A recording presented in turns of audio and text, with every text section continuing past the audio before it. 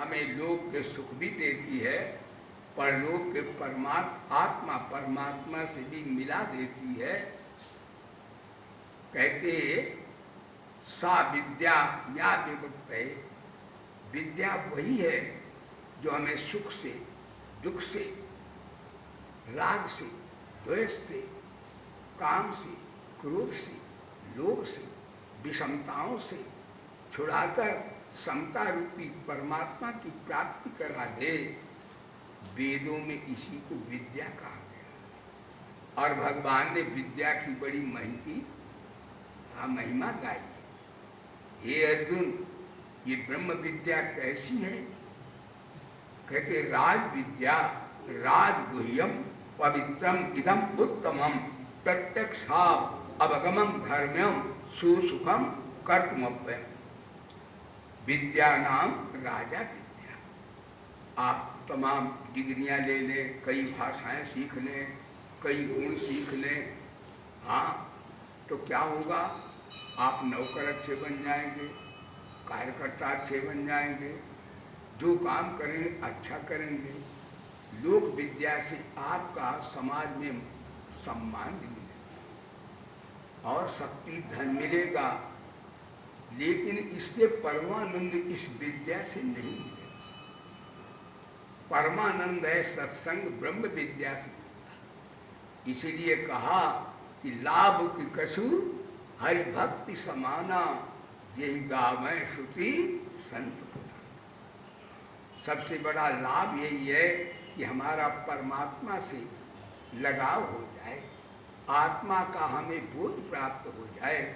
इससे बड़ा दुनिया में लाभ कोई नहीं है, क्योंकि अन्य लाभ तो कभी कभी घाटे में आ जाते हैं, लेकिन जो ब्रह्म विद्या है, हाँ आत्मा परमात्मा का मेल है, भगवान से प्यार है, ये महाराज ऐसा लाभ है जो कभी घाटे में जाता नहीं है। मान लीजिए किसी ने योगाभ्यास किया और योग में असफल हो गया, तो उसको कहाँ वो गया?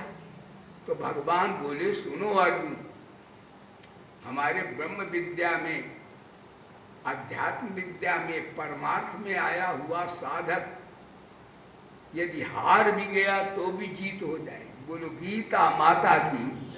हरि ज्ञान चर्चा सुनाती है गीता, हरि ज्ञान चर्चा सुनाती है, और द्वैत द्वैत बुद्धि भगाती है गीता, द्वैत बुद्धि भगाती है गीता, और हरि से सभी को मिलाती है गीता, हरि से सभी को मिलाती है गीता। तो देखो योग भ्रष्ट की गति क्या, देखो प्यारे सज्जनों, दुनिया में जीत जाओ तो भी हार है, और इस परमार्थ के पथ में यदि योग भ्रष्ट भी हो जाओ तो भी विजय है। दुनिया में हार में भी जीत में भी हार है। सिकंदर जब गया दुनिया से दोनों हाथ खाली थे, एक नया पैसा नहीं ले गया, विश्व विजेता। लेकिन गीता कहती है ब्रह्म विद्या जो ऐसी है, यहाँ पर व्यक्ति फेल भी हो जाए, योग भ्रष्ट भी हो जाए, तो तत्व संग बुद्ध संयोगम, उसे दूसरे जन्म में योगियों के कुल में जन्म प्राप्त होता है। इसका ब्रह्म विद्या, हरि का नाम जो जपना, परमात्मा से प्रेम करना, ये न तो पुण्य में होता है न पाप में होता। बोले धर्म की, यानी इसे कोई हाँ पुण्य पाप नहीं होता है। परमात्मा का भजन जो होता है या ब्रह्म विद्या ज्ञान है, ये पाप पुण्य में नहीं होता है, ये तो परमात्मा से मिलाता। तो मान लीजिए कोई गिर गया माया से, तो भगवान बोले उससे मैं फिर दूसरे जन्म में विद्या नष्ट नहीं होती। ये कबन जन्म मिटे नहीं ज्ञाना, सुनय सूत्रम वचन प्रमाणा। ये ब्रह्म विद्या कभी, इसका अर्थ लौकिक विद्याएं पढ़ने से दूसरे जन्म में भी कक्का किक्की को के को कौतंटा, गधा वालों गा, मम्मा वालों माँ, टट्टू वालों टा पढ़ना पड़ेगा। लेकिन इसमें नहीं है, इसमें जैसे आपने यानी मान लीजिए सकाम भक्ति आपने की और निष्काम भक्ति आपकी जन्म में नहीं हो सकी, तो धीरे धीरे सकाम भक्ति भी निष्काम में परिणत हो जाएगी। जैसे आपने एमए पास कर लिया तो दूसरे जन्म में दर्जा 1 से पढ़ना पड़ेगा, लेकिन ब्रह्म विद्या में ऐसा नहीं है। ब्रह्म विद्या में जिस भूमिका से आपका शरीर छूटा है उससे आगे वाली जाएगा, ध्यान दीजिएगा। तो इसमें भैया घाट यानी शुचि नाम जो योगस्थ होता है, तो गीता कहती वो पवित्र कुल में ऐसे गृहस्थ होते हैं जो वास्तव में साधु होते हैं, यानी गृहस्थ में भी साधु होते हैं। तो शुचि और श्रीमान के घर में जन्म देता, अथवा योगिना कले कुले भवत धीमता, अथवा योगियों के कुल में इसका गृहस्थ में भी सिद्ध पुरुष होते हैं। विरक्त धारण करने तो होते ही हैं, परंतु कभी कभी गृहस्थी में भी सिद्ध पुरुष होते। धीमताम शब्द आया है, बोले सच्चिदानंद भव। इसका अर्थ भाई सत्संग सब किया कर, सब काम छोड़ो, ऐसे बन जाओगे कि दुनिया को चलाने वाला कन्हैया को भी आप चला सकते हैं। सत्संग वो विद्या है, बोले सच्चिदानंद भव। आज लोग दुखी क्यों हैं? नानक दुखिया सब सब, कोई तन दुखी, कोई मन दुखी, कोई धन दुखी, उदास। गुरुदेव नानक जी हमारे गुरुजनों ने भी कहा, थोड़े थोड़े सब दुखी, सुखी हरि के दास। क्योंकि दुनिया में सुख दुख तो है ही। दुनिया माने दो नींव पर जो चले भाई दुनिया, दुनिया के जो दो नींवों पर चले, राग द्वेष, सुख दुख, हान लाभ, मान अपमान, इसी का नाम दुनिया है। लेकिन ब्रह्म विद्या सत्संग इन सबको दोनों को समाप्त कर देती है। इसलिए ब्रह्म विद्या से प्रबल कोई विद्या दुनिया में नहीं है। सत्संगात अनुत्तम लाभा, सत्संग के समान कोई दुनिया में लाभ होता नहीं है। इसलिए भाई सत्संग अवश्य सुनना चाहिए, क्योंकि हमारी सबकी यही खुराक, यही हमारा भोजन है। हम लोगों ने घरवार जो भी छूटा या जो छोड़ा भगवान ने छुड़ाया, तो वो इसलिए हम गंगा माँ के तट पर आ गए। अब हम अपना उद्धार न करें तो कहाँ करेंगे? ये ठीक है, खान पान होता है, घर पर भी होता है, कपड़े लित्ते घर पर भी मिलते हैं, कोठियाँ कारें घर पर भी हैं। अगर हम उन्हीं का यहाँ ध्यान करें तो भाई फिर हमारे गंगा माता का आने का उद्देश्य तो यही है कि गंगा माँ ब्रह्म विद्या प्रदान करके हमें जन्म मृत्यु से छुड़ा दे। कितनी बढ़िया बात। इसलिए सबको सत्संग करना चाहिए। सत्संग की कई विधाएं हैं जो आप श्रवण कर रहे हैं।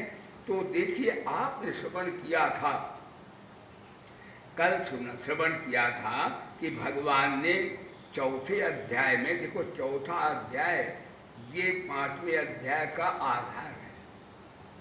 चौथा अध्याय में भगवान ने कर्म की प्रशंसा की और कहा, अर्जुन देखो, वैसे तो एक बात है कि हमारे महाराज कर्म में ईश्वर आ जाए तो कर्मयोग हो जाए, हमारी बुद्धि में ईश्वर का अवतरण हो जाए तो ज्ञान योग हो जाए, और हमारे प्रेम में ईश्वर आ जाए तो भक्ति योग आ जाए। बिना ईश्वर को एम किए, बिना ईश्वर का वो हुए महाराज योग नहीं बनता है। इसलिए वेदों में सर्वप्रथम पे ईश्वर का ही नाम लिया है।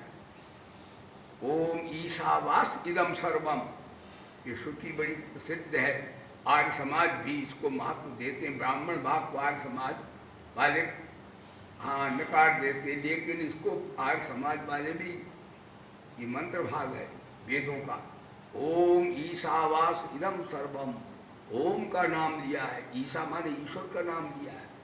उसके पश्चात कर्मयोग बताया, कुर्वन्ने वेह कर्माणि जिते जिति विशिक्षम सहा एवं तो नानते न कर्म लिप्यते न। कहा फिर कर्म करो। कैसे कर्म करो? अर्जुन तो भगोड़ा भाग रहा था कि मैं तो सन्यासी हो जाऊंगा, भिक्षा मांगकर खाऊंगा। भगवान बोले, अच्छा तुम सब सन्यासी हो जाओगे, भिक्षा मांग कर खाओगे? तुम राजा हो, राजा का काम होता भिक्षा मांगना क्या? तो भगवान का नहीं, तुम घर पर रहो फिर भी तुम वीतराग हो जाओगे। यानी ऐसा सत्संग भगवान ने सुनाया कि तुम्हें छोड़ना नहीं कुछ पड़ेगा। तुम्हारे बुजुर्ग, तुम्हारे पूर्व मतलब पिता जनक, प्रवाह और सूर्य का नाम दिया। सूर्य भी निष्काम कर्म का प्रतीक है।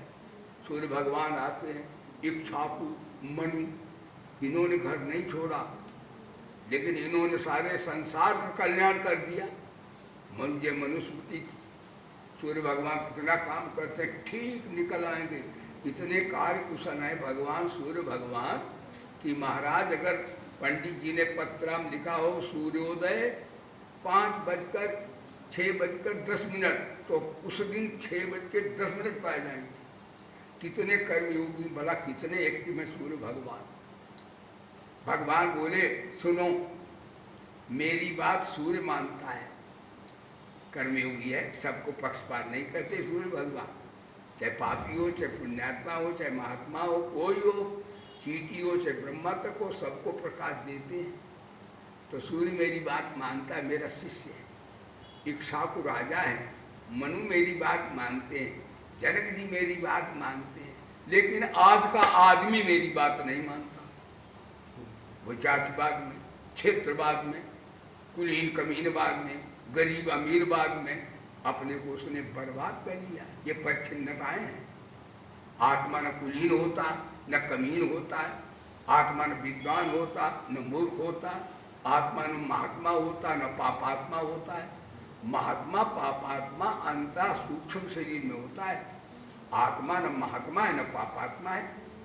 आत्मा शब्द का अर्थ है तो न ताम्यते आत्मा, जिसमें आना जाना है ही नहीं, जिसमें पाप पुण्य है ही नहीं, जिसका नाम रूप है ही नहीं, वो आत्मा होती है। लेकिन आजकल लोगों ने क्या कितने पृथ्वी बांटी, सागर बांटा, ब्रह्म विद्या के बिना ये संसार या तो गीता का ज्ञान सुने उपनिषदों का, नहीं तो द्वैत की ज्वाला में ये दुनिया अब जल के भस्म हो जाएगी। बोलो सच्चिदानंद भक्त। इसलिए सत्संग करना चाहिए। तो महाराज कहते हैं सत्संग की विधाएं बहुत हैं।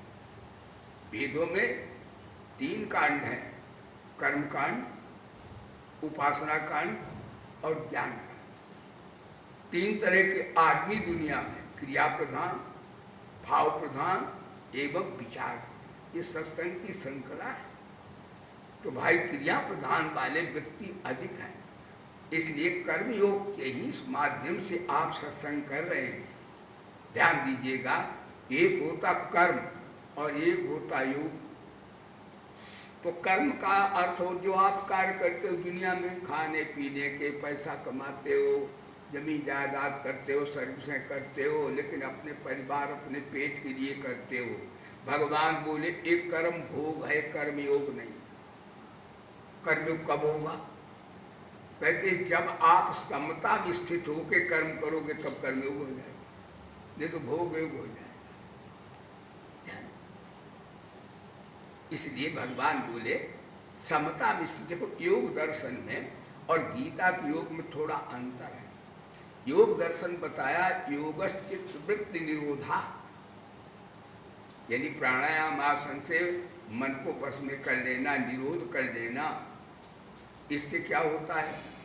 इससे सिद्धियां आती हैं। योग दर्शन अहिंसा प्रतिष्ठायाम तस्तन्निधौ वैरत्या।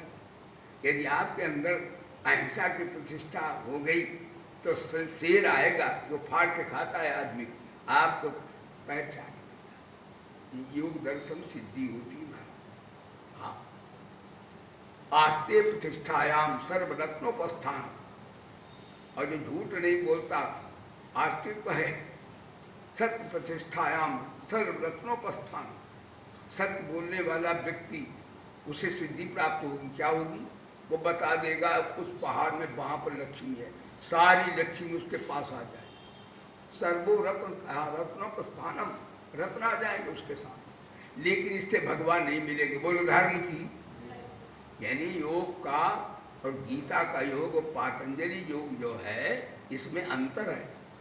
यानी लोक में तो उसकी बड़ी भारी पूजा होगी। हमारे राणा जी भैया हमारे साथ गए, राणा जी ऐसे सिद्ध थे कि महाराज को बता देते थे तेरा धन वहाँ मिल जाएगा, वहाँ जा उठ के, तो वो वहाँ मिलता था। तो राणा जी यहाँ आते थे, सिद्ध थे राणा, लेकिन वो गीता नीचे बैठ के सुनते थे, कभी ऊपर नहीं बैठते। मेरे को सिद्धि दी नहीं है, राणा जी को सिद्धि थी, मैं नहीं बता सकता हूँ वहाँ धन कहाँ बाक है। लेकिन इससे राणा जी योग की सिद्धि से अमेरिका तक, लंदन, उनके दुनिया में शिष्य हैं, बड़े मशहूर हो गए। लेकिन वो कहते विज्ञानानंद ये भी एक सिद्धि बांधने वाली है, भगवान तो एक ही भगवान, हम थोड़े ही हैं।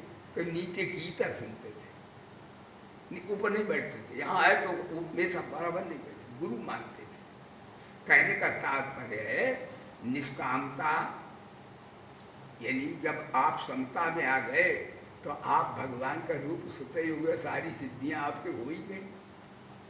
और क्या, ये सिद्धियां तुम्हें बंधन खेल देगी, और समता में आकर योगी हो गए तो कन्हैया तक बंधन में आ जाए। भला बताओ, इससे बड़ी कोई सिद्धि होती दुनिया में क्या? बोलो सच्चिदानंद। इसलिए गीता में समत्वम योग उच्चते का, हे अर्जुन काम करो, लेकिन कैसे करो? करते करते तुम बेदाग निकल आओ, जो कार्य तुमको बंधन के हेतु में मुक्ति के हेतु बन जाए। तो भगवान ने कहा कर्मयोग की दृष्टि से कैसे सत्संग करो?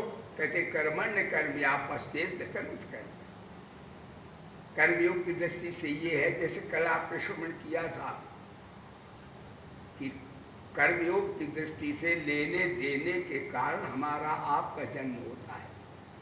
तो देना प्रारंभ कर दो, लेना बंद कर दो, खाता खत्म हो जाएगा। जैसे बनिया का नहीं होता है, वो जमा खाता, एक खर्च खाता, साल भर लिखता है, फिर लगाता है कि इस साल प्रॉफिट कितना हुआ, घाटा कितना हुआ।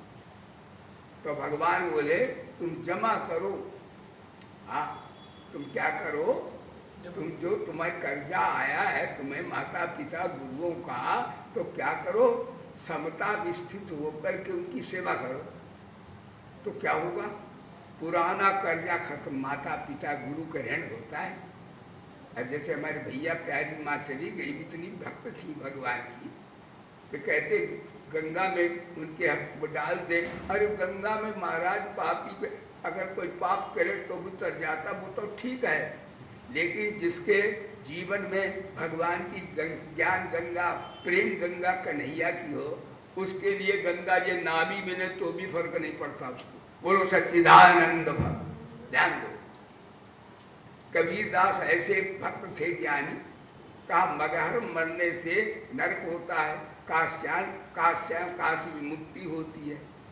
वो तो ज्ञानी था। अरे जो भगवान का ज्ञानी भक्त, उसके लिए सब जगह काशी है। कबीरदास बोला जब मैं मरूं तो मगहर ले जाना, मैं मगहर मरूंगा, देखे कैसे नरक होता है। महाराज मगहर उन्होंने शरीर छोड़ा, उनका शरीर चिन्मय हो गया। कबीरदास का शरीर ही मिला, यानी परमात्मा का चिंतन करते परमात्मा ही हो गया। अब हिंदू कहें तो वो तो मेरा संत है, मुसलमान कहें फकीर मेरा है। न मुसलमानों को उनकी मिली लाश और न हिंदुओं को मिली। और कहा काशी में नहीं, कर्मों से मुक्ति होती है। काशी में जाकर कोई चोरी करे, बदमाशी करे, तो क्या काशी को भोले बाबा मुक्त कर देंगे? वो कहें गुरु के सामने आकर के भी नहीं छोड़ता, ये है कुटे, ऐसा नहीं है। तो महाराज ये कहने का तात्पर्य है कि कर्म बढ़िया हो तो महाराज सब जगह काशी है, सब जगह गंगा है, सब जगह आपके दर्शन से शांति मिल जाएगी। कर्मयोग बहुत अच्छी चीज़ है। तो भगवान बोले कर्म करते जाओ, फल इच्छा न करो, और पुराना कर्जा उतार दो, और किसी से यहाँ लो नहीं। लेने में घाटा है, देने में फायदा है। एक तो भक्त गा रहे थे, चाहे किसको जो देते रहोगे तो आता रहेगा, जो देते रहोगे वो आता रहेगा, जमा यदि करोगे तो जाता रहेगा। ध्यान दो, धर्म की जड़ है पाताल में, अधर्म की जड़ है अस्पताल में, ना दोगे तो ऐसा रोग होगा डॉक्टर तो इसका जाएगी। बोलो सच्चिदानंद भगवान। और नहीं तो जो देते रहोगे तो आता रहेगा, जमा यदि करोगे तो जाता। यदि धर्म में पैसा अगर खर्च ना किया और प्रलय आई तो पैसा तो यही रह जाएगा, पाप साथ चला जाएगा। इसलिए ये दक्षता और ये बुद्धिमत्ता इसी में रहत है कि जो आवे उसे समाज रूपी इसको सेवा में लगा। तो महाराज सेवा लिया नहीं तो वो फिर क्या हुआ, कर्म अकर्म हो गए। कर्म जब अकर्म होते क्योंकि ना तो नफा रहा, ना घाटा रहा, न पुण्य रहा, न पाप रहा, तो कहाँ चला गया।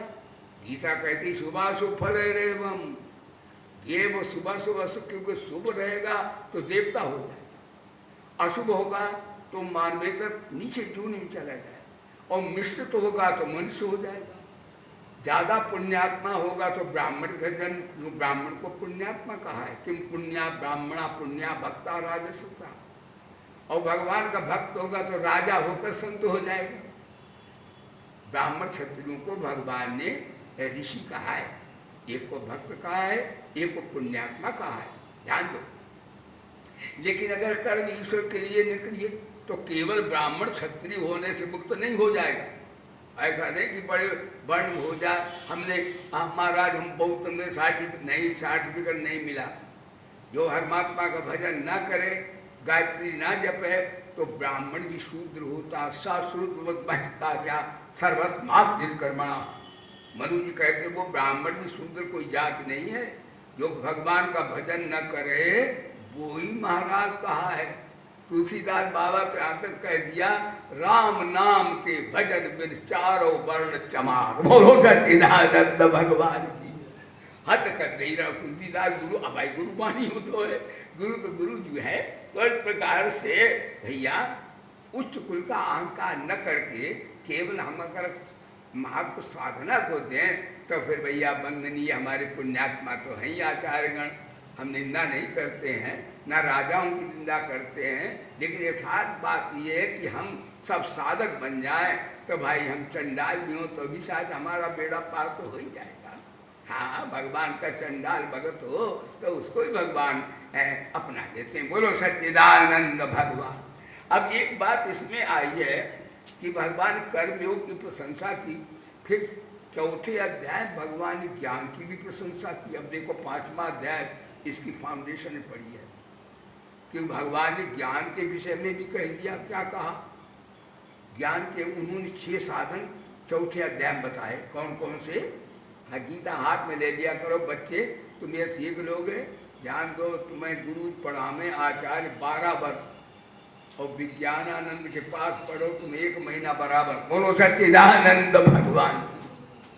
वो आपको शास्त्र का ज्ञान कराएं, उन आचार्यों से स्वाध्याय मैंने भी किया, लेकिन संतों की वाणी से सार आ जाता है। वो बात थोड़े में आप समझ जाएंगे। तो महाराज चौथे अध्याय में ज्ञान कर्म संन्यास में भगवान ने इन साधन ज्ञान के 6 बताए हैं। वैसे वेदांत में तो सम दम उपरति तितिक्षा समाधान ध्यान देना, और फिर अंतरंग साधन बहिरंग साधन, फिर माँ बाप के जन्म से वृत्ति की निवृत्ति वेदांत बताई जाती। वो क्रियात्मक शास्त्रीय विवेचन है, लेकिन गीता भी शास्त्र है। गीता में भगवान ने ज्ञान के 6 साधन बता दिए। कौन कौन से। तद विद्य प्रणिपाते परिप्रश्नेन सेवया उपदेक्षन्ति से ज्ञानम ज्ञानिनः तत्त्वदर्शिना। ते तत्वदर्शिना ज्ञानिना ज्ञानम उपदेक्षन्ति।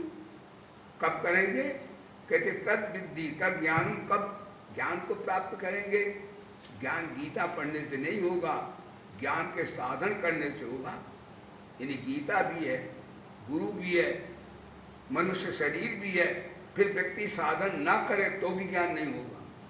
गीता से ज्ञान होता तो गीता तो दुनिया में बड़ी सब संत हो जाए, नहीं। ज्ञान होता साधना से। गीता ठीक है, गीता माँ हमारा कल्याण करती है, तो ज्ञान कब होगा, तद्विद परिपाते। जहाँ श्रोत्रिय ब्रह्मनिष्ठ सद्गुरु हो उनके चरणों में गिर जाओ। पथ पथ धात मन गिरो, साष्टांग दंडवत। जे नाई बाबा जय सिया राम नहीं, चरण प्रतिपादन परिप्रश्न, अपने अहंकार को बिल्कुल खत्म करो। फिर आत्मा परमात्मा महात्मा इसके विषय में, आत्मा के परमात्मा के संदर्भ में परिप्रश्न परिप्रश्न ये न करो कि रावण की नानी का नाम क्या था, मेरे से पूछते लोग कि बाबा रावण की नानी का नाम नहीं जाएगा, हम कहे पोल खुल गई। बोलो सच्चिदानंद भा, अरे नाना नानी का नाम जान लोगे तो क्या? मैंने भी उत्तर दिया, मैं क्या रावण के वंश का हूँ जो नाना नानी जानू? बोलो सच्चिदानंद भा। संतों से पूछना चाहिए, हे गुरु अपार संसार समुद्र मध्य, शंकराचार्य भगवान कहते हैं कि विशेष पादाम, कहाँ जाएं? तो शंकराचार्य भगवान बोले प्रभु के चरणों की शरण में चले जाओ, ये पूछना चाहिए। तो महाराज कल प्रश्न है सेवया, सेवा का अर्थ नहीं है कि ये भी सेवा स्थूल रूप है, गुरु के आपने कपड़े छांट दिए, गुरु के चरण चाप दिए, गुरु के लिए भोजन बना दिया, एक स्थूल सेवा। सूक्ष्म सेवा है कि गुरु ने कह दिया बेटा राग द्वेष नहीं करना, किसी को ऊंचा नीचा नहीं समझना, सब में भगवान, हम में राम, तुम में राम, सब में राम समाया, सबसे कर लो प्रीत जगत में कोई नहीं बनाया। तो गुरु का आदेश है कि फिर राग द्वेष नहीं करना, किसी को ऊंचा नीचा नहीं कहना, किसी को पापी पुण्यात्मा ये कहो, हमारे भगवान सब रूप में आए। गुरु नानक देव ने कहा साधु सूर में भेदन मानो। देखो उपनिषद गुरु की वाणी वो पंजाबी में है, लेकिन ज्ञान तो अंदर थोड़ा ही होता है। गुरु ने कहा साधु सूर में भेदन मानो, वासुदेव बिन अवरण को, नानक सोहम आत्म, वही हमारी आत्मा है, ना कोई बैरी ना कोई बेगाना, सकल दीद चले आई, सब में रम रहा राम एको पेक पेक, नानक भिक्षाई, सब में मेरा भगवान। तो इस प्रकार से महाराज कर्मयोग की बात आपने श्रवण की। तो ज्ञान में बहिरंग साधन तद्विद्य परिप्रश्न सेव्या, आज्ञा सबने सुसाहिब सेवा। जैसे गुरु कहे बेटा तू कुएं में गिर जा, तो ये ना कहे गुरु जी बड़े भाग्य मानुष तन पावा, तुम हमें कुआ में जा धकेल रहे, तुम वहीं गिर जाओ, वहीं भगवान मिल जाएगा। और उन्हीं उपमन्यु की कथा आती है, जरा समय भावांत हम इतने ही संक्षेप है कि वास्तव में ऐसे संत हुए जो गुरु के बलिदान हो गए, तो आज उनकी कथा करते हैं, गुरु से भी आगे निकल गए। यदि कोई साधक साधना करे तो कहते कभी गुड़ होता है, चेला कभी कभी शक्कर हो जाता है। तो उपमन्यु आरुण की कथा, उनके गुरु की कथा इतनी नहीं वेदों में, शिष्य आगे निकल गए सेवा में। तो इस प्रकार से सेवा करते गुरु की आज्ञा का मानना। हाँ, आज्ञा समझ, जैसे लक्ष्मण ने आज्ञा नहीं मानी तो लक्ष्मण 2 नंबर, भरत ने आज्ञा मानी, ऐसा समझिए जो दूर रहे थे वे कम सेवक है। कभी हो सकता है दूर वाला पास वाले से कई गुना ज्यादा सेवक हो। तो लक्ष्मण ने हट करके ठाकुर के साथ गए थे लक्ष्मण, और कहा धर्म नीत उपदेश जाई, कीरत भूत तो पड़ जाए। ध्यान दीजिएगा। तो इस प्रकार लक्ष्मण तो बलात् गए थे, लेकिन भरत जी गए और ठाकुर जी ने कहा आप चलो प्रभु, लेकिन ठाकुर जी तो पिता के भक्त हैं। बोलकर नहीं, मैं अपने पिता के आदेश का पालन करूँगा। भरत ने भूख हड़ताल की तो भी ठाकुर बोले तू मर जाए, पृथ्वी प्रलय हो, मैं अपने पिता के आदेश का उल्लंघन नहीं कर। भगवान तो रामा धर्म मूलम है। तो क्या हुआ यही कि भरत बोले कोई बात नहीं, अपनी पादुका दे दो, दास बैठेगा, आपकी पादुका रख देंगे, मैं नीचे बैठ। और एक दिन 14 दिन में हुआ तो हम प्राण छोड़ देंगे सरकार। देखो भरत जी ने आज्ञा मानी, तो भरत कितने बड़े संत हुए, लक्ष्मण से बहुत बड़े हैं वो।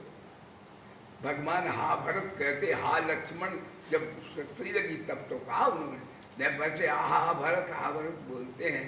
कहते तीनों काल के संत एक पढ़ने में हो, अकेले भरत हो ऐसे प्रेमी ठाकुर की आज्ञा मानने वाले। तो कहते त्रिभुवन तीन काल मत मोरे। वशिष्ठ जी कहते जितने संत एक पलड़े में रख दो और भरत जी को अकेला बिठा दो तो बला बल न्याय भरत का पल्ला। तो गुरु की शास्त्र की आज्ञा मानना सबसे बड़ी सेवा है। ये बहिरंग साधन है। अंतरंग साधन बताया है, श्रद्धावान लभते ज्ञानम तत्परा सहित। श्रद्धा इतनी हो कि मेरे गुरुदेव साक्षात भगवान है, मेरे भगवान है, चलते फिरते भगवान।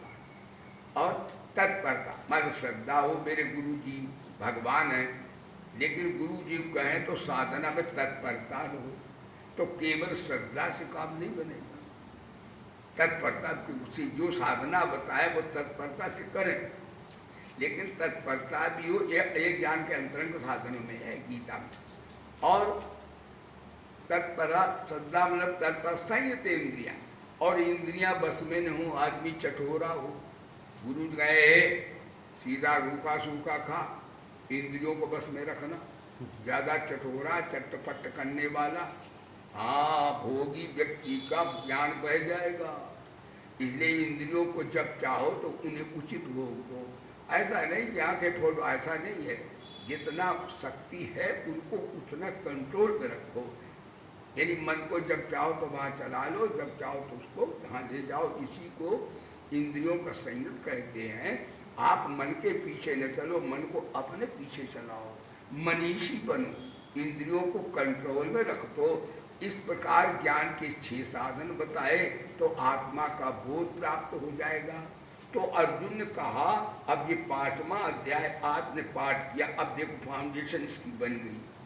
तो अर्जुन ने कहा, महाराज आपने संन्यास की बात करी, क्योंकि भगवान का ज्ञान तत्वा यानी ज्ञान के समान कोई भी नहीं है, आत्मज्ञान से बढ़कर कुछ होता ही नहीं है। विवेक के द्वारा संशयों का नाश कर दिया है, ऐसे भगवान ने साथ सुना दिया। तो अर्जुन कहा, महाराज एक बात बताओ, आप विवेक प्रधान संन्यास की बात करते हो और योग निष्काम कर्मियों की बात करते हो, इनमें दोनों में से एक जो मेरे लिए सुलभ हो साधन वो बताइए। तो दोनों को मैं बह में पड़ जाऊंगा कि मैं असंगता विवेक वैराग्य धारण करूं, कि मैं समता में स्थित होकर के और निष्काम कर्म करूं। इनमें कौन सा सुगम है और मेरे श्रेय हो, ऐसा बात कीजिए। तो भगवान बोले, संन्यासत्तु संन्यासा कर्मयोगश्च नियतश्रेय सकरा बभौ तैरुत कर्म संन्यासात् कर्मयोगो विशिष्यते। भगवान बोले, देखो अर्जुन, कर्म का संन्यास यानी सन्यासी लोग लोकेशना वित्तेषणा उत्प्रेषणा का त्याग कर देते हैं। असंगता विवेक वैराग्य उनका प्रधान साधना का आधार होता है। ये तो सन्यासी हैं। और एक होते हैं कि योग में स्थित होकर के और कर्तव्य करते हैं, सबकी सेवा करना उनका कर्तव्य है, निष्काम सेवा करना। तो उसमें बताओ इनमें कौन सा बढ़िया है? तो भगवान बोले दोनों बढ़िया। शंकराचार्य भगवान ने अर्थ किए हैं, यद्यपि दोनों बढ़िया है, दोनों से समता आ जाती है, लेकिन एक बात अवश्य है कि असंगता विवेक वैराग्य उत्कृष्ट जो है ये कठिनाई से आता है, बड़ी कठिनता इसमें है, लेकिन सरलता साधना से है और वो भी धीरे धीरे वही हो जाता है। कहते निष्काम कर्म ये सकरा बुभव, ये साधन में सुगम होने से श्रेष्ठ है। शंकराचार्य ने इसका अर्थ किया है, वो तो ज्ञान के हैं महाराज, हाँ भगवान हैं। देख उन्होंने कहा कि जो सन्यासी होते जिन्हें अभी विवेक वैराग्य नहीं, केवल कपड़े रंग लिए हैं, वेशधारी सन्यासी शंकराचार्य जी कहते हैं, उनसे जो निष्काम सेवा करता कर्मयोगी वो उनसे श्रेष्ठ है। वस्तुतः ज्ञान से तो भगवान शंकराचार्य किसी को श्रेष्ठ नहीं बताते हैं, लेकिन एक उन्होंने भी स्वीकार किया कि निष्काम कर्म योग से भी वही चीज प्राप्त हो जाती है जो असंगता विवेक वैराग्य से प्राप्त होती है। तो भगवान बोले वो सन्यासी वो है जो किसी से राग द्वेष नहीं करता, वो सन्यासी गृहस्थी में रहता है, कबीरा खड़ा बाजार में सबकी मांगे खैर, ना काहूं सो दोस्ती और ना काहूं सो भय। बढ़िया है, वो भी सन्यासी है। क्या बात है। कबीरा खड़ा बाजार में इस प्रकार ये बताया है कि कर्म करते करते, निष्काम कर्म करते करते भी असंगता, विवेक, वैराग्य आ जाता है। और इसका अर्थ ये है कि कर्मयोग को इसलिए विशिष्ट कहा है। यहाँ पर मतभेद है। हमारे वेदांती गुरुजनों का तो ज्ञान का ही को समर्थन करते हैं, लेकिन हमारे जो भक्ति के आचार्य हैं, जो हमारे कर्मयोग के वो भी तो गुरु हैं, उन्होंने बताया है कि मल विक्षेप आवरण होता तो है, लेकिन मल माने निष्काम कर्म से मल दोष की निवृत्ति, और चंचलता जो उपासना से दूर होती है। फिर आवरण भंग होता ज्ञान से, महावाक्य जन्य वृत्ति से, शास्त्रीय परंपरा है। लेकिन गीता में हमारे भक्ति के आचार्य, कर्मयोग के आचार्य ने कहा कि नहीं ऐसा है, ठीक वो बात राजी है, लेकिन वो कहते कर्मयोगो विशिष्टते भगवान इसलिए कहा है कि कर्म करने से समाज की सेवा भी होती है। सन्यासी तो वहाँ बैठ जाएगा गुफा में, अपना उद्धार उसका तो हो ही जाएगा, उसमें कोई संदेह नहीं। लेकिन ये सन्यासी से कम नहीं है, उसके राग द्वेष नहीं है, और निष्काम सेवा कर रहा समाज की, तो समाज की सेवा हो रही, इसलिए बताया। बात तो वही होगी, लेकिन ये श्रेष्ठ इसलिए कि सेवा भी हो रही। दूसरी बात ये है कि निष्काम कर्मयोग के बिना ध्यान लगेगा नहीं। आज लोग कहते गुरु जी ध्यान नहीं लगता। अरे ध्यान, तुम संसार को सच्चा मानते, ध्यान क्यों लगेगा? संसार और शरीर को जो सच्चा मानता है उसका ध्यान थोड़ी देर की तो लग सकता है, पर ध्यान योग सदा नहीं उसका होगा। और निष्काम अगर आप हो गए तो आपका ध्यान बाजार में भी लगा है, बाल बच्चे हैं तो भी लगा है, खेती करते तो भी लगा है, नौकरी करते तो भी लगा है। यानी साधक 24 घंटे साधक रहता है। ध्यान दीजिएगा। इसलिए निष्कामता सबकी फाउंडेशन ब्रह्म विद्या की है, क्योंकि निष्कामता के बिना ध्यान नहीं लगता, और ध्यान के बिना वेदांत का ज्ञान नहीं आता। इसका और एक बात है, वेदांत का ज्ञान और भगवान की भक्ति बिना निष्कामता के सिद्धि नहीं देगी। इसका अर्थ निष्काम कर्म योग में भक्ति की और वेदांत के ज्ञान की आवश्यकता नहीं, लेकिन भक्ति और वेदांत के ज्ञान बिना निष्कामता के सिद्ध नहीं होगा।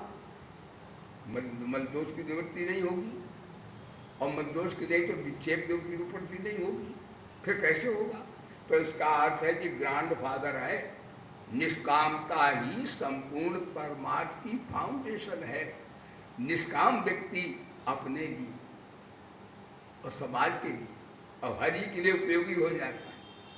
आपका कर्म निष्काम हो रहा है, इसकी पहचान क्या है? इस आप ध्यान दीजिएगा, ये ब्रह्म विद्या है। आपके कर्म का कार्य करने से आप देख लो कि इससे हमको क्या फायदा है। देखना है कि मेरा लोक परलोक इससे बर्दाश्त कर्म की नहीं, और समाज को कुछ मिल रहा मेरे कर्म से, मेरे कर्म से मेरा भगवान खुश है कि नहीं। यदि जवाब ठीक आ जाए तो निष्काम कर्म बढ़िया है। बोलो सच्चिदानंद भगवान। आज कितनी बढ़िया बात, कैसी सत्संग की बात है। इसलिए भगवान बोले कि निष्काम कर्म के प्रतीक कौन है? सूर्य भगवान बताए, मनु जी बताए, इक्ष्वाकु बताए, राजा जनक का नाम लिया, वो भी असंग हो गए, उनको भी वीतराग हो गए, उनके भी राग द्वेष नहीं है, उनके भी कोई माया है तो माया चार पाप जनक के सबके है, लेकिन उनको माया का कोई प्रकार का लेप नहीं है। इसलिए कर्म कैसे करो? न लिप्यते नरे, लिपायमान होकर के नहीं। महाराज कर्मयोग के संदर्भ में ही बताया कि लिपायमान निष्काम, ये कर्मयोग का है। निष्काम होकर कर्म करो, अनासक्त भाव से कर्म करो, और महाराज और उदासीन बत आसीनम। भगवान बोले मैं उदासीन बत दुनिया बना देता, लेकिन मैंने दुनिया बनाई, मेरे मैं नहीं होता है, और निष्काम करता हूँ। यदि मैं निष्काम कर्म करता हुआ शिक्षा न दूँ तो संसार भ्रष्ट हो जाएगा और मैं पाप करने वाला हूँ। हमारे भगवान भी कर्म करते, ऐसे ही हम सबको आज का प्रवचन कर्म करना चाहिए निष्काम भाव से। यदि अपने लिए करेंगे, ध्यान देना, तो निष्काम कर्म नहीं होगा। अब आप कहें अपने लिए करें तो करें क्या, भूतों के लिए करें? उसका उत्तर ये दे रहे हैं कि अपने लिए माने फल की इच्छा से ना करें कि हम ये कर्म करते तो हमें फल मिले। फले सबको निबद्धते, फल जब चाहते हैं तब हमें माया से संपर्क हो जाता है, फिर हम बंधन में पड़ जाते हैं। फिर चाहे हम वेद पढ़ें, दान दें, पुण्य करें, लेकिन उससे हम बंधन में पड़ जाए।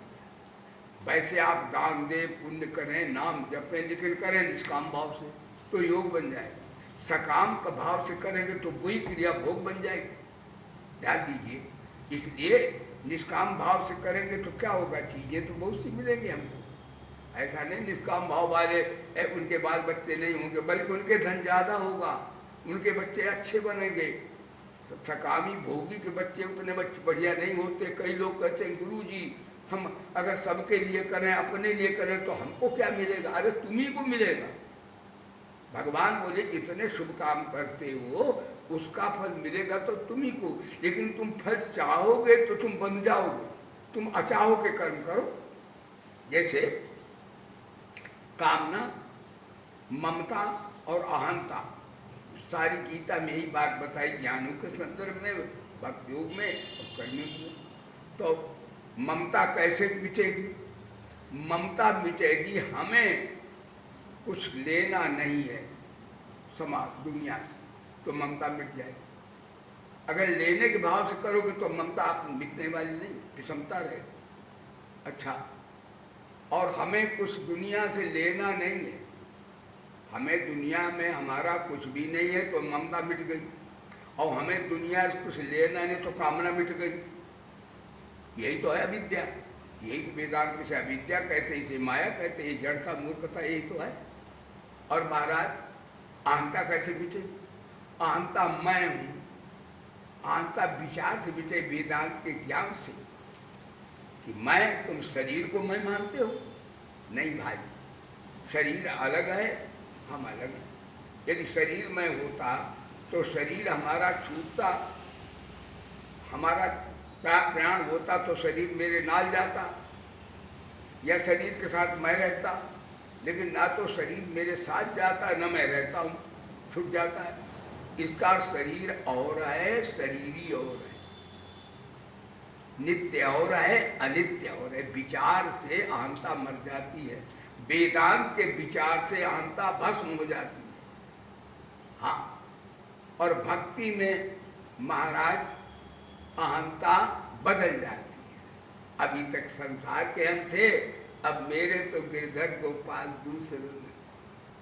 और निष्काम कर्म योग से अहंता शुद्ध हो जाती है। चाहे अहंता शुद्ध कर लो, चाहे अहंता बदल दो, चाहे अहंता मेट दो, तत्वता एक ही रूप बन जाएगा।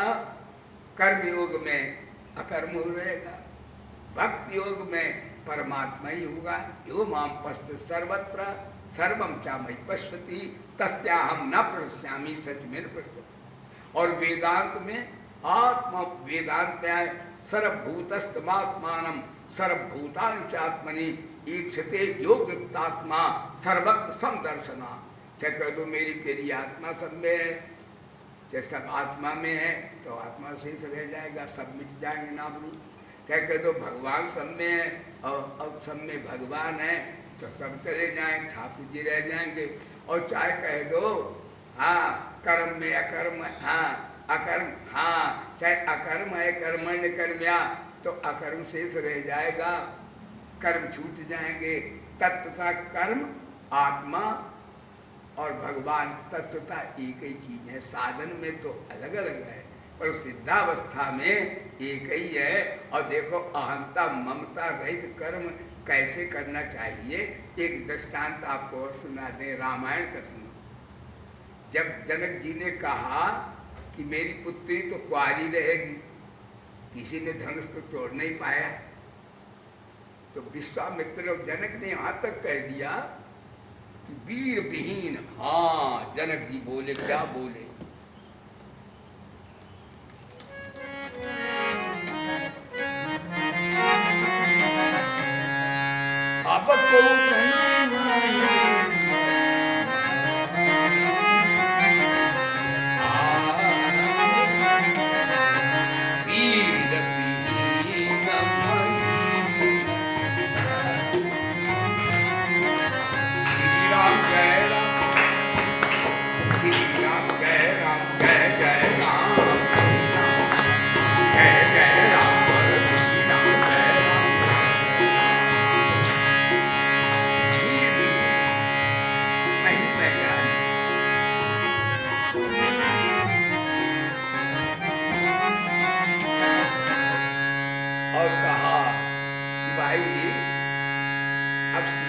विवाह परमात्मा ने लिखा नहीं है, पुत्री कुंवारी रहेगी और वीर विहीन नहीं। लक्ष्मण गर्म दल के नेता वो तो तेज हैं, उन्होंने कहा आप वेदांत सुनाते हो, बड़े ज्ञानी हो भैया, आपका तो ऋषि मुनि ज्ञान सुनते हैं, लेकिन एक बात बताओ, मैं कहता हूं जिस दिन वीर नहीं होंगे उस दिन पृथ्वी नहीं होगी। और रह गए धनुष बाण की बात है, ऐसे कच्चे घड़े का हम तोड़ता थी मैं फेंक दी, तो लक्ष्मण जी के आंता आ गई, तभी तो शेष अवतार है भगवान थोड़े ही। लेकिन भगवान में आंता ममता, देखो कृष्ण ने कहा आंता ममता कर में उठ, आंता ममता ज्ञान में उठ, सब में त्याग की बात, लेकिन भगवान राम क्रियात्मक पेपर दे रहे हैं। कहने गीता थ्योरेटिकल है और रामायण प्रैक्टिकल वेदांत। बोलो सच्चिदानंद भगवान। कैसे कर्म करो? तो जनक जी ने जब कहा तो विश्वामित्र जान गए ये सीता जी तो आद्या परम्बा शक्ति है, ये तो बन गए हैं दूल्हा दुल्हन, बस तो सीता ही राम है और राम ही सीता है। ये भगवान हमें शिक्षा देने के लिए उन्होंने लीला की है। तो जनक जी ने कहा हे राम उठो बेटा, उठो राम बन जाओ, उठो राम बन जाओ,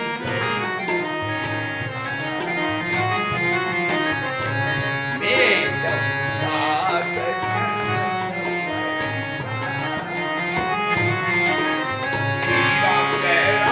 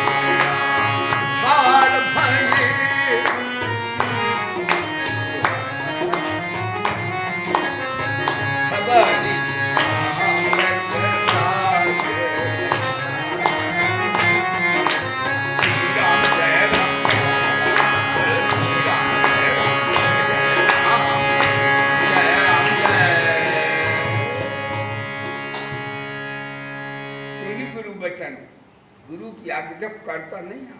आजकल आदमी ने किया मैं घुसी रहती आदमी, भगवान राम के मैं है ही नहीं। कन्हैया ने कहा निर्ममा, और राम जी देखो करके दिखा कैसे काम करना चाहिए। भगवान राम निष्कामता से भी बड़े भारी, रामा धर्म मूलम, अपने गुरु की आज्ञा को तो करता मान लिया कि मेरे गुरु का आदेश है, मेरा नहीं है। आजकल तो गुरुदेव कह देते तुम क्या जानो, गुरु बनो सच्चिदानंद। भगवान राम बोले सुन गुरु वचन, गुरु के वचन को भगवान करता माना, अपने को करता नहीं माना। देखो रामायण देखो भैया ना, भैया कभी रामायण देखो तो हमारे भगवान सबको प्रणाम करते हैं। अरे गीधराज आए, वो कौन है, निखाधराज आए, निखाधराय साष्टांग दंडवत किया, ठाकुर के चरणों में गिर गया। भगवान उठाया, कहा है तू यू आर माई फ्रेंड, तुम मेरे फ्रेंड हो, उठो, ऐसे और सबको ऐसे कर। भगवान राम सबके पैर छूते हैं, पैर छुड़ाने मुने बड़ी कब्जनी की कौन सी आफत आ जाती है। निषाद राज सुग्रीव शरण आए, ना ना जैसे सुग्रीव चढ़, नहीं मैं तो वनवासी हूँ, आप किशनला के राजा हैं और मेरे मित्र हैं, आइए मित्र बैठ। आजकल मान सम्मान के लिए न मालूम कितना बड़ा ऊंट जैसा हमारा अहंकार मान के लिए गुस्सा रहता है। भगवान राम की देखे कैसी बात, हमारे भगवान रामाधर्म, तो भगवान राम ने गुरु की आज्ञा को आज का प्रदर्शन करता मान लिया, मेरे गुरु की आज्ञा है। रावण कहता है कि पहले सीता का विवाह कर दो, बाद में हम धनुष तोड़ देंगे। रावण को पता है कि टूटेगा नहीं। कहा तो इसलिए देखो कैसा रावण की वृत्ति हो, भगवान राम की देखो। भगवान राम कहते नहीं मैं नहीं तोड़ता हूँ, मेरा गुरु का आदेश है तो मैं हूँ। और महाराज भगवान राम को धनुष जो है टूट गया तो हर्ष विषादन कसूरा। रावण तो डर रहा था कि धनुष ना टूटा तो मेरी बदनामी होगी, विश्व विजेता देवताओं को विजेता आज खाक हो गया। लेकिन भगवान राम ऐसे, आज भैया सत्संग ऐसे ही कर्म करना, आज का प्रवचन सत्संग है जैसे भगवान राम कह रहे हैं। हर्ष विषादन कसूरा। हर्ष क्यों नहीं राम को हो रहा? हर्ष इसलिए नहीं कि वैसे हर्ष होना चाहिए कि सीता मेरा तो विवाह होगा, विवाह होता है तो खुशी होती है सबको, लेकिन भगवान राम को विवाह की खुशी नहीं है। वो निष्काम कर्म है, वो न हर्ष है न विषाद है, उनकी वृत्ति समता में। कृष्ण जी कह रहे, राम जी समता में उसके कार्य कर रहे, हर्ष विषाद नहीं। का हर्ष इसलिए नहीं है कि अगर टूट गया तो मेरे गुरु जी का नाम होगा कि उनका विद्यार्थी फर्स्ट डिवीजन पास हुआ, इसलिए हर्ष नहीं। भाई गुरु का नाम होगा कि इनका चेला बढ़िया नंबर पा गया। और विषाद अगर ना टूटा तो गुरु जी की बदनामी हो गई कि विद्यार्थी को ठीक विद्या नहीं मिली इसलिए फेल हो गया। तो भगवान राम देखो हर्ष विषाद में समय की नहीं। कृष्ण जी ने कहा सुख दुखे समय करता, लेकिन भगवान राम हैं ऐसे कर्म करे सब, कितनी बढ़िया बात। इससे बढ़िया और क्या ज्ञान होगा? कौन सा ध्यान लगाना, कौन सा नाम जपना, कुछ भी नहीं करना। तो निष्काम कर्म योग सबसे साधना में श्रेष्ठ है। न उन्हें हर्ष है न विषाद है। हर्ष विषादन कसूर आवा और ठाड़ भय कुछ सहज सुभाए, ठबद जुगा मृगराज न जाए। तो भैया इसी तरह समता में स्थित होकर के यदि निष्काम कर्म करे तो उसको आज का प्रवचन, तो उसको असंगता विवेक वैराग्य भी हो जाएगा। और भगवान का भक्त है तो भाई शरणागति भी हो जाएगी। बिना निष्काम कर्म किए महाराज ना तो निष्काम भक्ति आती है भगवान की, और ना संगता विवेक वैराग्य उत्कृष्ट होता है। और इससे सरल रूप से कुछ त्यागना भी नहीं है। सब कुछ करते हुए भी असंग हो जाओ, सब कुछ करते हुए भी निर्लिप्त हो जाओ, सब कुछ करते हुए भी शरणागत प्रपन्न भी हो जाओ। तो निष्काम कर्मियों के बिना न तो ज्ञान होता है और न भगवान से निर्प्रेम होता है। सकामी व्यक्ति देवता हो सकता है, भोग भोग सकता है, लेकिन उसे आत्मज्ञान के लिए निष्काम होना ही पड़ेगा। इसलिए भगवान बोले निष्काम कर्मयोग में तुम्हें न घर छोड़ना आदमी, न जंगल में जाना, कुछ नहीं तुम्हें करना, केवल समाज की सेवा निष्काम भाव से करो। अपने लिए करोगे तो अहंता ममता जीवित रहेगी। और कहो हमारा कर्तव्य है कि सेव्य का हम सेवा करें, तो सेव्य की सेवा करने से भी प्रसन्नता का बात हो जाता है। आज का प्रवचन हम यही समापन करते हैं। बोले सच्चिदानंद भगवान। एक भजन सुन लो।